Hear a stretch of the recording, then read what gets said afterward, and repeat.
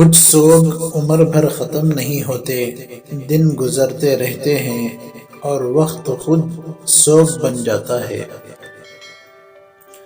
اگر بندہ ہر خطا پہ ایک ایک کنکر اپنے گھر میں ڈال دیا کرے تو اس کا گھر تھوڑے ہی دنوں میں بھر جائے گا۔ اللہ تعالیٰ جسے مقبول کرتا ہے اس پر ظالم مسلط کر دیتا ہے جو اس کو رنج دیتا ہے۔ ہر وہ بات جس کے متعلق تم سے سوال کیا جائے اسے علم کے جنگل میں تلاش کرو، اگر وہاں نہ ملے تو حکمت کے میدان میں ڈھونڈو، اگر وہاں بھی نہ ملے تو توحید کے میزان میں تولو، اگر وہاں بھی نہ ملے تو اسے شیطان کے منہ پر مار دو۔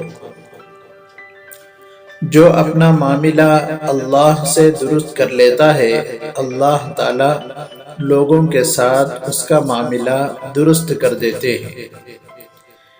تین چیزیں انسان کو زندگی میں ایک بار ملتی ہیں: والدین، حسن، جوانی۔ تین چیزیں کبھی چھوٹی نہ سمجھیں: قرض، فرض، مرض۔ تین چیزیں بھائی کو بھائی کا دشمن بنا دیتی ہیں: زن، زر، زمین۔ زن یعنی عورت، زر یعنی سونا چاندی، زمین۔ تین چیزیں یاد رکھنا ضروری ہیں: سچائی، فرائض اور موت۔ تین چیزیں واپس نہیں آتی: تیر کمان سے نکلنے کے بعد، بات زبان سے نکلنے کے بعد، جان جسم سے نکلنے کے بعد۔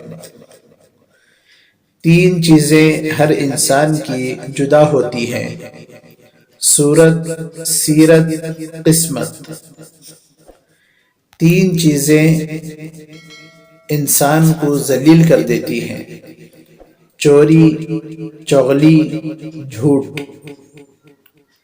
میت کے ساتھ تین چیزیں قبر تک جاتی ہیں: خاندان، دولت، عمل۔